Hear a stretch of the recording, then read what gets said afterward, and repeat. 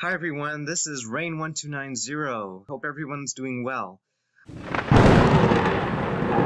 So this is my first time actually doing videos like this, and I'm actually really excited about it. It does feel a bit strange being this vocal in a video, but I'm really thrilled to be doing videos like this and starting a series of videos like this in the future. This talk will be centered on stages of Thunderstorm development, since this is what you guys voted for. So just as a memory refresher, this was the poll that I had released a couple of weeks ago asking you guys what you would like for me to talk about in a video like this. And clearly among the selection of topics, Thunderstorm stages of development was the winner. Although, for those of you who selected updrafts and downdrafts, you will be pleasantly surprised, so stay tuned to see as to why. And once again, thank you all for casting your votes. It's very much appreciated. Okay, so before we move on, I would like to take this opportunity to cordially invite you to subscribe. So if you love thunderstorms, if you love extreme weather, if you're interested in aspects of nature, I literally post a video every single day about weather-related content, with a centralized focus on thunderstorms, as you can see here. In the mix, I even post videos of fireworks displays, some of the most intense fireworks displays that you will come across. And just to give you guys a little sample of my work, I highly recommend that you take a look at my compilation video, my latest compilation video of the closest lightning and loudest thunder encounters that I've had over the years from 2008 to 2022. There's a link in the pinned comment section below, so be sure to check that out. And on top of that, I will be posting more regularly weather education videos such as this. So it'll be an opportunity for you to determine what it is that you would like for me to talk about in upcoming videos among a selection of weather-related topics. I swiftly respond to comments and suggestions, etc. So it is, again, a chance for you to better converse and bring in your ideas, your curiosities, etc. with the weather community. So if these are things that interest you, once again, I invite you to subscribe so that you will not miss out on upcoming videos. Okay, so there are three primary stages in thunderstorm development, so there's nothing much more to it except pretty much these broad three stages. So you have the developing, also known as the towering stage. Then you also have the mature stage, which is, in my opinion, the most interesting part of thunderstorm development. And then finally, you have the dissipating stage, which refers to the collapse of a thunderstorm in its life cycle. Okay, so this is the first type of cloud that you're going to see in thunderstorm development. It's called the Cumulus Humilis. This is how thunderstorms really start. It's from this stage, a very innocent-looking cloud that becomes a towering cloud of cumulus, essentially. But this is how it all begins. So as you can see, it's pretty much featureless. There is a little bit of definition at the very top, that clumpy looking type of texture, which is why we call this cumulus. Cumulus means essentially accumulating and a lumpy looking appearance, and you can see that really at the top. If I just draw it in for you, you can actually see that happening here. But it's practically flat overall. It's featureless, nothing going on here too much, but a little bit of an updraft. I think you have a little bit of an updraft in this, if you draw it in like that. So an updraft is really the ingestion of warm, moist air that's moving upward. So we'll get into that a little bit more, but yeah, this is how things start. Okay, so now we're moving on to what we call the Cumulus Mediocris. So this is the next stage of thunderstorm development. It goes beyond this stage here, which is what we just saw. I just pointed this out. This is the most basic form of cumulus, and you can see that it's almost featureless, as in review anyway, as we saw before. But now we're moving on to the Cumulus Mediocris. Okay, so what do we see here? Now there's a bit more vertical definition, and you can see that the base, the width of this cloud is almost as wide as it is tall. See that? So yeah, there's definitely more vertical definition going on here, and this does indicate that there is more instability in the air. And you can see that the name Mediocris is nothing too spectacular. It just is a fancy way of saying kind of mediocre. That's probably the best way to remember this. Here's another example. So we just looked at this example, okay? So here's another example of what this looks like. And again, you can see, if I draw it in, you can see that the base pretty much is almost as wide as it is tall, right? And again, you have a bit more of a rigorous updraft going on here. And you can see that's what's causing this somewhat more robust vertical development compared to the Humilis stage, the original stage, right? So yeah, this does indicate a bit more instability. Move on to what we call the towering cumulus. Okay, so what's going on here? Okay, so we actually see more vertical development. Cloud is becoming taller than it is across in some ways, right? On an individual scale, right? Not accounting for the neighboring clouds. There is more aggressive instability taking place to allow the updraft to swell to higher altitudes and causing this kind of feature. So you've probably seen these clouds appearing a lot on especially hot and humid days. I mean, they can appear at any time of the year, but they're especially prominent during the warmer months. So I'll show you another example of a towering cumulus. So this is probably a better example. So you can actually see again that vertical development taking place here, right?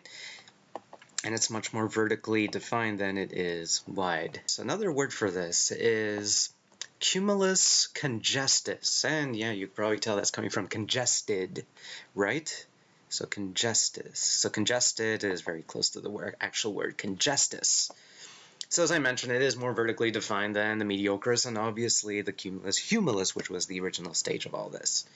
Now we have the Thunderstorm, which is known as the mature stage. Okay, so at this point, our original towering cumulus cloud has entered the mature stage in its evolution. So now we've reached maturity, okay? And at this point we have a full-grown thunderstorm, or what we call a cumulonimbus. So what do we have going on here? We have pretty much almost a balance between updrafts and downdrafts, although the updrafts in this case are actually outnumbering the downdraft. So we have a pretty healthy thunderstorm at this point in the mature stage.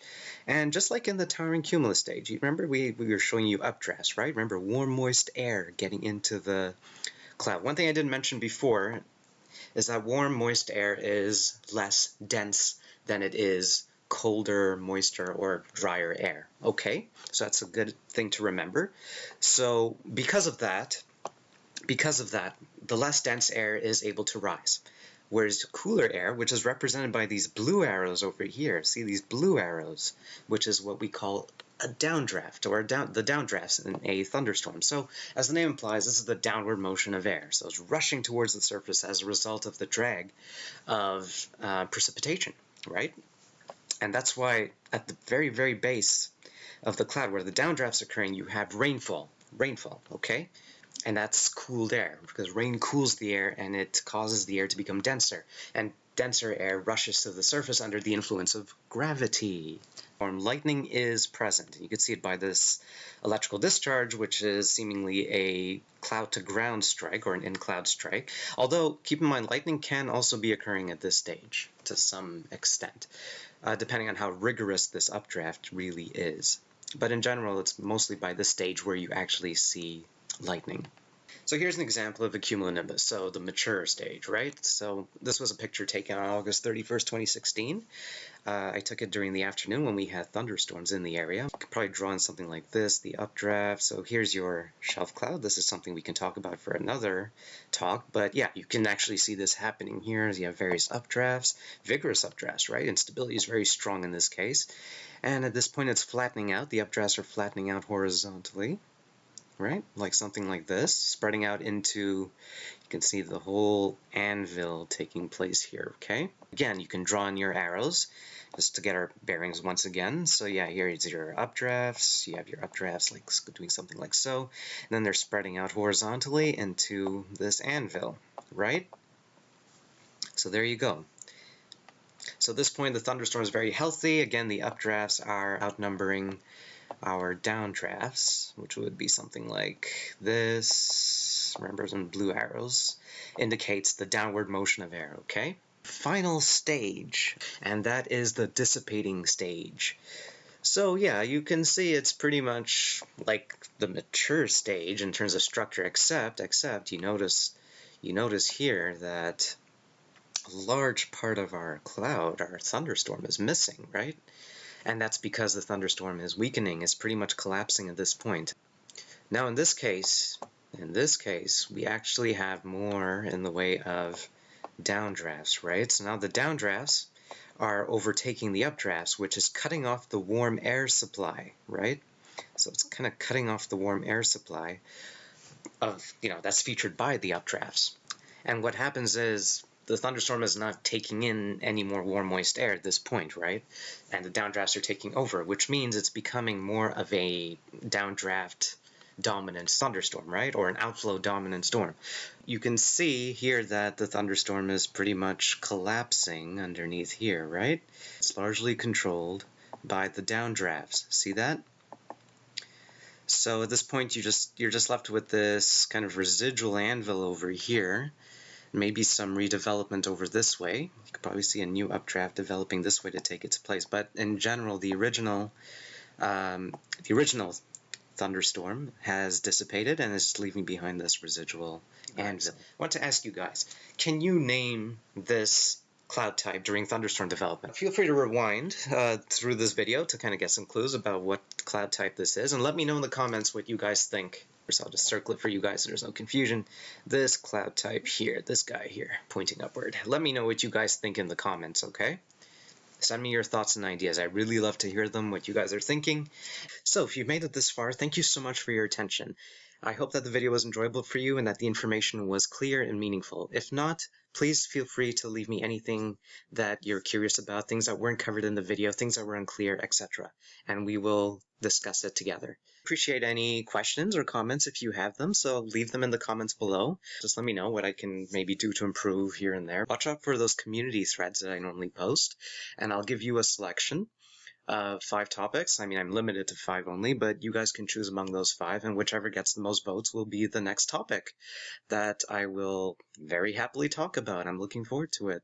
So once again, I encourage you guys to check out that compilation video that I made of the closest lightning and loudest thunder encounters that I've had over the 2008 to 2022 period, a 15-year period that's all compiled into one large video.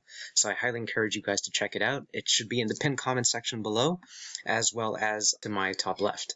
So thank you guys once again for being such awesome listeners, and I look forward to seeing you in the next video. Cheers.